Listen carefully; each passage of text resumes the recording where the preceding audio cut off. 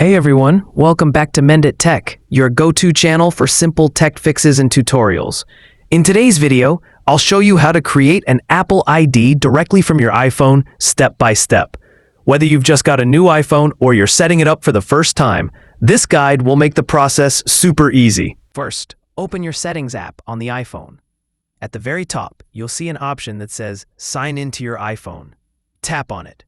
Now, if you don't already have an Apple ID, tap on Don't have an Apple ID or Forgot it. Then choose Create Apple ID. Here, you'll be asked for your first name, last name, and date of birth. Make sure you enter your correct information. Apple uses this for account recovery and security purposes. Next, it's time to add your email address. You can either use your existing email, like Gmail or Outlook, or choose Get a free iCloud email address if you want a new one from Apple. For example, your name at iCloud.com. Now, create a strong password. It must have at least 8 characters, 1 uppercase letter, 1 lowercase letter, 1 number, and 1 symbol, like @ or hash. Example, alitech at 123. After that, enter your phone number for verification. Apple will send a 6-digit code to your phone. Enter that code when you receive it. This step keeps your account secure.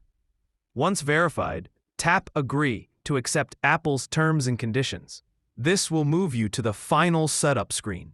Now, Apple will ask if you want to use iCloud.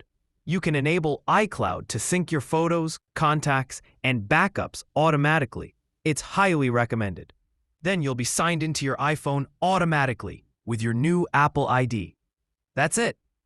Your Apple ID is now successfully created and ready to use. You can now download apps from the App Store, use iCloud, and access all Apple services easily.